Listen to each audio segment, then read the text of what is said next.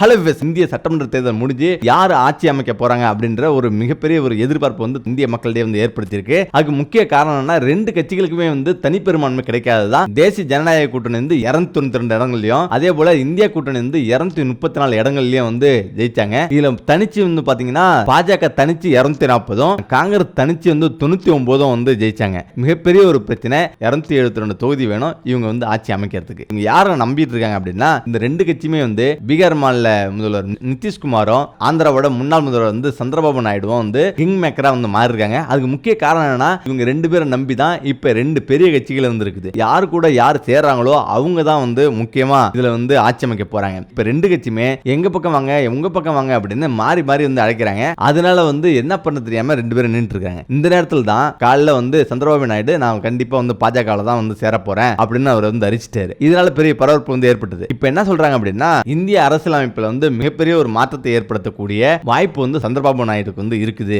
அப்படின்னு சொல்லி ஒரு அறிவிப்பை வந்து அல்போன்ஸ் வந்து கொடுத்திருக்காரு. அதாவது காங்கிரஸ் முன்னாள் எம்பி அல்போன்ஸ் வந்து சொல்லிருக்காரு. அவர் என்ன சொல்லிருக்காருன்னா, நீங்க ஏற்கனவே வந்து ஆந்திராவில் வந்து பாடுபட்டீங்க, இதுக்கு வந்து முக்கிய காரணமே எதிர்கட்சியோட சேர்ந்துட்டு பாஜக உங்களை வந்து பயங்கரமா படுத்தினாங்க. இதெல்லாம் மறந்துட்டு தான் நீங்க வந்து அவங்க கூட போறீங்களா, நீங்க வந்து இந்தியா கூட்டணிக்கு வாங்க அப்படின்னு சொல்லி அவர் வந்து பயங்கரமா வந்து அழைப்பு வந்து விடுத்திருக்காரு எக்ஸ் தளத்துல.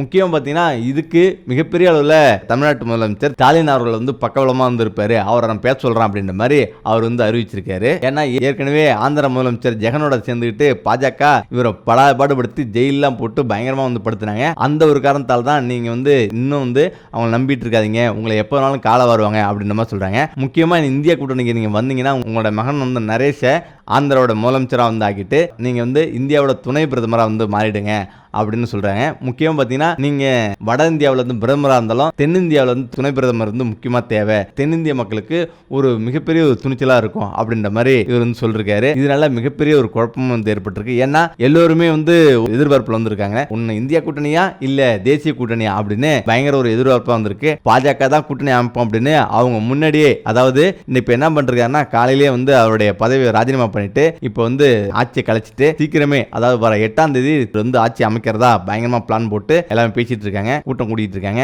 அதே நேரத்தில் இந்திய கூட்டணியிலும் பயங்கரமா வந்து அவங்களும் அமைச்சரவை கூட்டத்தெல்லாம் கூட்டி பயங்கரமா பேசிட்டு இருக்காங்க. இல்ல யார் வின் பண்ணுவாங்க யார் என்னன்ட்டு போதான் தெரியும். ஏன்னா யாரும் ஆட்சி அமைக்க வராத பட்சத்தில் இதுல வந்து பாஜகவை தான் வந்து முதல்ல கூப்பிடுவாங்க. அவங்கள முதல்ல கூப்பிட்டு பதவி ஏற்க சொல்லிட்டு அவங்களுடைய பலத்தை நிரூபிக்க சொல்லுவாங்க. இதுதான் வந்து நார்மலா சட்டசபையில் நடக்கிற ஒரு உண்மையான ஒரு விஷயம். ஆனாலும் அவங்க நிரூபிக்கப்படல அப்படின்னா ஆட்சியை கலைச்சிட்டு திரும்பவும் வந்து இதுல காங்கிரஸ் வந்து போட்டிடும். இல்ல காங்கிரஸ் வந்து பலமா வந்து இருந்துருச்சு, இவங்க கூட வந்து எதிர்க்கட்சி வந்து இழுக்க முடிஞ்சா இழுத்துக்கிட்டு இவங்க வந்து காங்கிரஸ் திரும்பவும் வந்து காங்கிரஸ் தான் வந்து பிரதமர் பதவி வந்து வைக்கும். இருந்தாலும் என்ன நடக்க போகுது அப்படின்னு போதான் தெரியும்.